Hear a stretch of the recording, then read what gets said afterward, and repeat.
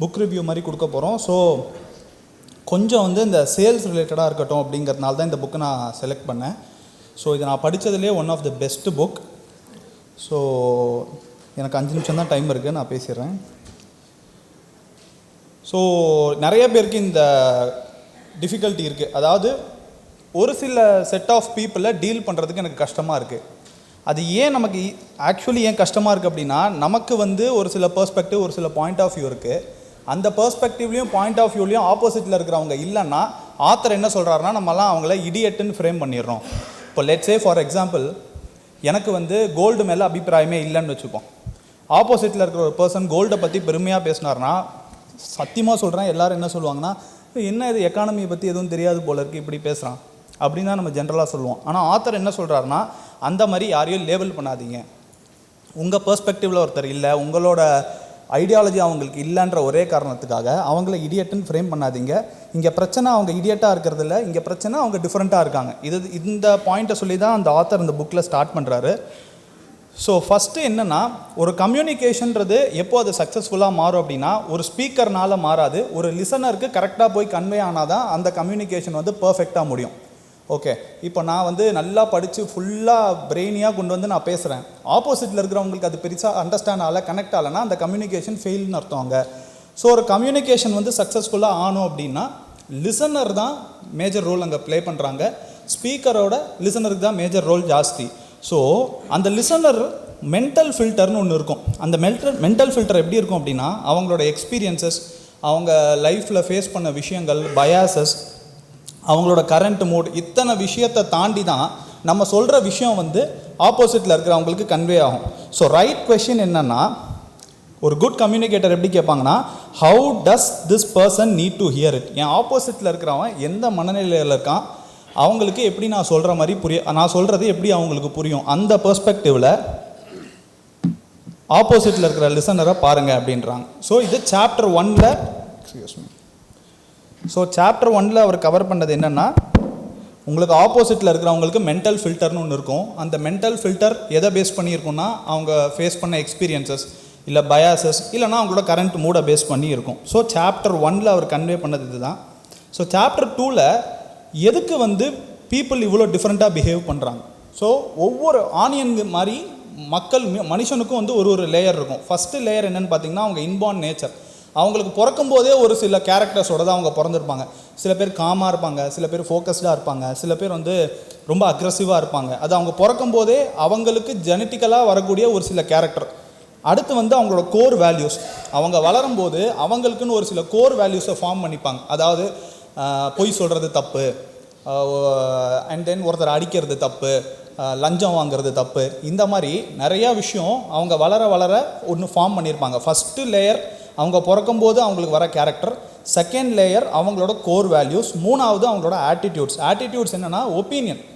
இப்போது லெட்ஸே சில பேருக்கு என்னென்னா, நிறையா பேருக்கு வந்து சேல்ஸ் பீப்புளை வந்து நம்ம பெருசாக ஹேண்டில் பண்ணக்கூடாது, அவங்கள்ட்ட எதுவுமே வச்சுக்கூடாது அப்படின்னு பார்ப்பாங்க. ஏன்னா யாராவது ஒருத்தர் ஏதோ ஒரு தப்பான ப்ராடக்ட்டு அவங்கள்ட்ட விற்றுருப்பாங்க, அவங்க அந்த லேபிள் பண்ணி வச்சுருப்பாங்க. ஸோ இவங்களுக்கு என்ன ஆகும்னா, அவங்களோட லைஃப் எக்ஸ்பீரியன்ஸ் மூலமாக ஒரு சில ஆட்டிடியூட் ஃபார்ம் பண்ணியிருப்பாங்க. ஆனால் இந்த ஆத்தர் என்ன சொல்கிறாருன்னா, இந்த ஆட்டிடியூட் வந்து கொஞ்சம் நாளில் சேஞ்ச் ஆகிடும். சேஞ்ச் ஆகக்கூடிய விஷயம் ஃபஸ்ட்டு 2 இருக்குல்ல, inborn nature and then core values, அது சீக்கிரமாக சேஞ்ச் ஆகாது. பட் ஆனால் attitude over the period change ஆகிட்டே இருக்கும் அப்படின்றார். 4வது என்ன சொல்கிறாருன்னா, இதுதான் 4th லேயர், மாடரேட்டட் பிஹேவியர். இது என்னென்னா, டெய்லி பேசிஸில் ஒரு மாஸ்க் போட்டு சுற்றுறது, சரௌண்டிங்ஸ், பியர் ப்ரெஷர், சொசைட்டியை சாட்டிஸ்ஃபை பண்ணுறதுக்கு நமக்கு நாமே போட்டுக்கிற ஒரு மாஸ்க், அதுதான் மாடரேட்டட் பிஹேவியர். ஒரு ஹியூமன் பீயிங்குள்ளே இத்தனை லேயர்ஸ் இருக்குது. ஓகே, ஸோ ஒரு பிஹேவியர்ன்றது அவர் எப்படி ஃப்ரேம் பண்ணுறாருன்னா, பர்சனாலிட்டி ப்ளஸ் சரௌண்டிங்ஸ். பர்சனாலிட்டின்றது என்னென்னா, எக்ஸ்டர்னல் ஃபேக்டர்ஸ் என்னை எதுவுமே ட்ரிகர் பண்ணாமல் இருக்கும்போது நான் எப்படி இருக்கணும் அதுதான் நான் வீட்டில் தனியாக இருக்கேன், என்னை சுற்றி யாரும் இல்லை, அப்போ நான் எப்படி இருக்கணும் அதுதான் உங்களோட பர்சனாலிட்டி. ப்ளஸ் உங்கள் சரௌண்டிங்ஸ், இது ரெண்டும் சேர்ந்தது தான் ஒரு ஹியூமனோட பிஹேவியர். நார்மலாக வந்து பர்சனாலிட்டியை பேஸ் பண்ணி தான் ஹியூமன் பீயிங்ஸ் ஜட்ஜ் பண்ணுவாங்க. ஆனால் ஒரு சேல்ஸ் பர்சன், ஒரு குட் கம்யூனிகேட்டர் என்ன பண்ணுவாங்கன்னா, அவங்க பர்சனாலிட்டி வச்சு ஜட்ஜ் பண்ணாமல் அவங்களோட சரௌண்டிங்ஸ் எப்படி இருக்குது அதை வச்சு தான் ஒரு பர்சனை ஜட்ஜ் பண்ணுவாங்க. இப்போ லெட்ஸ் சே ஃபார் எக்ஸாம்பிள், ஒரு பர்சன் பதட்டத்தோடு இருக்கார் அப்படின்னா ஜென்ரலாக என்ன சொல்லுவாங்கன்னா, கொஞ்சம் பயந்த சுபாவம் அப்படின்பாங்க. ஆனால் ஜென்ரலாக என்ன நடக்கும்னா, அந்த பர்சனுக்கு கம்ஃபர்டபுளான கூட்டமாக இருக்கும்போது நல்லா பேசுவோம். ஆனால் வந்து புதுசான ஒரு ஏரியா, யாருமே எனக்கு பெருசாக தெரியாது. இல்லைனா யார் அவன் வந்து மென்டராக நினைக்கிறானோ அவங்க அந்த இடத்துல உட்காரும்போது ஒரு பதட்டம் இருக்கும். ஸோ ஒரு குட் கம்யூனிகேட்டர் என்ன பண்ணுவான்னா, அவங்க வந்து பதட்டமாக இருக்காங்கன்னா எதனால் பதட்டமாக இருக்காங்க, அவங்க சரௌண்டிங்ஸ் எப்படி இருக்குன்றதை அனலைஸ் பண்ணுறவங்க தான் ஒரு குட் கம்யூனிகேட்டர். இப்போ நம்ம போய் ஒரு சில கிளைண்ட்டை பார்ப்போம். அந்த கிளைண்ட்டிட்ட பார்க்கும்போது ஏதோ ஒரு இன்வெஸ்ட்மெண்ட்டை பற்றி பேசும்போது அவரோட பிஹேவியரோ ஆட்டிடியூடோ வேறு மாதிரி இருக்குது அப்படின்னா உடனே நம்ம வந்து அந்த கிளைண்ட் ரூடு, அந்த கிளைண்ட் இப்படி தான் இருப்பான், அவன்கிட்ட நம்ம பிஸ்னஸ் வாங்கக்கூடாதுன்னு நம்ம நினைக்காம, அந்த ஒரு குட் கம்யூனிகேட்டர் என்ன நினைப்பாங்கன்னா, இந்த சுச்சுவேஷனில் ஏன் அவர் இப்படி பிஹேவ் பண்ணுறாரு, அவரோட ஆல்ரெடி அசட் கிளாஸஸ் எங்கெங்கே இருக்குது, அப்போ இவர் இந்த இடத்துல கோவப்படுறாருன்னா ஏதோ இடத்துல எங்கேயோ தப்பான ஒரு ப்ராடக்டாக வாங்கியிருக்காரு. ஸோ இந்த மாதிரி தான் ஒரு சில கம்யூனிகேட்டர்ஸ், அதாவது குட் கம்யூனிகேட்டர்ஸ் பீப்புளை அனலைஸ் பண்ணுவாங்க அப்படின்றார். அப்புறம் இந்த ஆத்தர் என்ன பண்ணுறாருன்னா டிஸ்க் சிஸ்டம்னு ஒன்று கொண்டு வரார். Dominance, influence, steadiness and complaints. Human பீயிங்ஸை ஜென்ரலைஸ் பண்ணுறாரு இந்த 4 கேட்டகரி. ஏன்னா நிறைய கேட்டகரி ஆஃப் ஹியூமன் பீயிங்ஸ் இருக்காங்க. பட் ஆனால் ரீடர்ஸுக்கு ஃப்ரெண்ட்லியாக இருக்கணும், ஈஸியாக புரியணுங்கிறதுக்காக இந்த 4 கேட்டகரியில் பிரிக்கிறார். ஜென்ரலாக ஹியூமன் பீயிங்ஸை 2 ஆக்சிஸில் வைக்கலாம். ஒரு ஆக்சிஸ் அவங்களோட எனர்ஜி லெவல், ஆக்டிவாக இருக்கிற ஒரு கும்பல், ரிசர்வ்டாக இருக்கிற ஒரு கும்பல். இன்னொன்று ஃபோக்கஸ், டாஸ்க் ஓரியன்டாக இருப்பாங்க, இல்லை பீப்புள் ஓரியன்டாக இருப்பாங்க. இதை மிக்ஸ் பண்ணி தான் இந்த 4 கேட்டகரி அவர் பிரித்தது.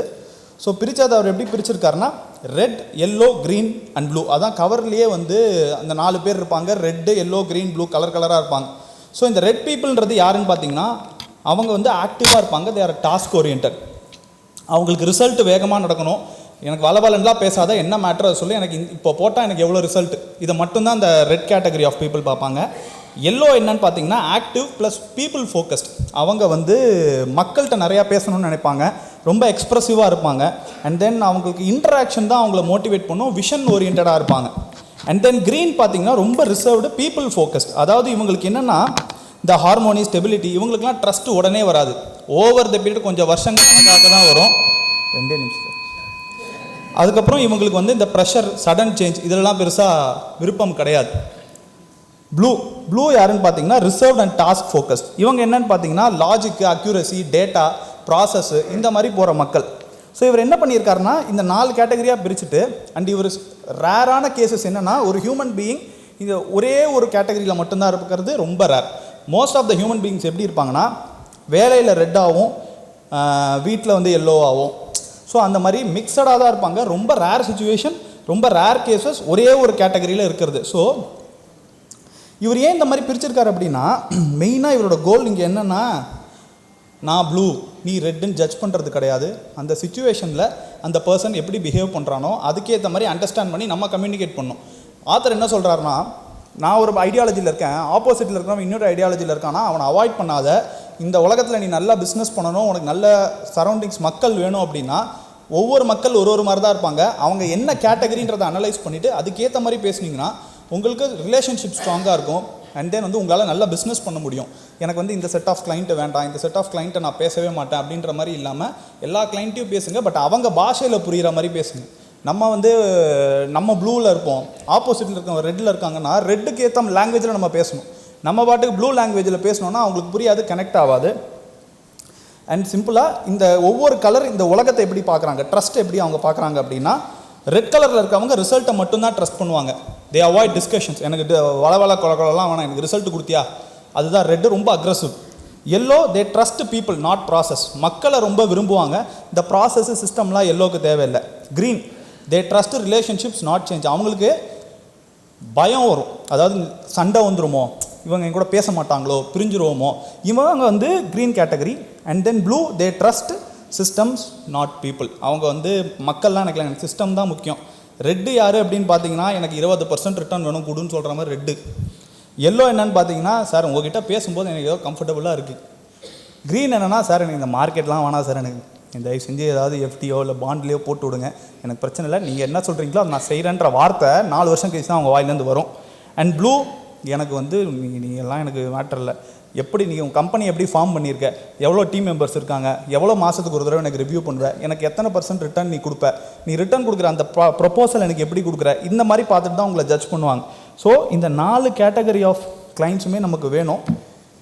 அண்ட் நான் படித்த வரைக்கும் எனக்கு என்ன ஃபீல் ஆச்சுன்னா, இந்த புக்கு நான் ஃபுல்லாக முடிச்சேன், நான் படித்த வரைக்கும் எனக்கு என்ன ஃபீல் ஆச்சுன்னா, எல்லோ அண்ட் க்ரீன் உங்கள் கிளைண்ட் பேஸ் நிறையா இருந்துச்சுன்னா உங்கள் ஏஎம் ஸ்பீடாக க்ரோ ஆகும். அதுக்குன்னு ரெட்டு ப்ளூ வேணான்னு அர்த்தம் கிடையாது. அவங்க பாஷைக்கு புரிகிற மாதிரி புரிஞ்சு ரெட்டை வச்சு நீங்கள் நிறையா கற்றுக்கலாம் சார். ஆக்சுவலி அவன் என்ன கேட்பான், எனக்கு அக்ரெசிவான ரிட்டர்ன் வேணும் அப்படின்னு கேட்பான். அக்ரெசிவான ரிட்டர்ன் கொடுத்தா கூட இருக்க போகிறாரு, இல்லைனா கிளம்ப போகிறாரு. அப்போது அக்ரெசிவான ரிட்டர்ன் எப்படி செலக்ட் பண்ணுறதுன்ற மாதிரி ரெட் மூலமாக நம்ம கற்றுக்கலாம். ப்ளூ இருக்காரு, ஒரு செட் ஆஃப் ப்ளூ கிளைண்ட்ஸ் இருக்காங்கன்னா அவங்க மூலமாக வச்சுக்கிட்டு நம்ம சிஸ்டம் எப்படி ஃபார்ம் பண்ணலாம், டீம் மெம்பர்ஸ் எப்படி எடுக்கலாம், ப்ரொபோசல்ஸ் எப்படி எடுக்கலாம், ஒரு கலருமே நமக்கு வந்து ஒரு எக்ஸ்பீரியன்ஸஸை கொடுக்கும். அண்ட் முடிக்கும்போது ஆத்தர் முடிக்கிறது தான், நான் ப்ளூ நீ ரெட்டுன்னு யாரையும் ஜட்ஜ் பண்ண வேண்டாம், அவங்க லாங்குவேஜில் புரிகிற மாதிரி பேசுங்க, எல்லாரோடையும் பழகுங்க அப்படின்றாரு. அண்டு இங்கே ஒரு கடைசி ட்விஸ்ட்டோடு நான் முடிக்கிறேன். இது என்னென்னா ஃபஸ்ட்டு 3 சாப்டர் தான். ஸோ இஃபால் இப்போ என்ன பிளான் பண்ணியிருக்கோம் அப்படின்னா, ஒரு புக்குன்னு ஒன்று எடுத்தால் அது 5 நிமிஷத்தில் சத்தியமாக பேச முடியாது. இது first 3 chapter only 15% of this book. 4 இஃபா மீட்டிங் கண்டினியூஸாக வந்தீங்கன்னா இந்த புக்கு முடிஞ்சிடும் உங்களுக்கு.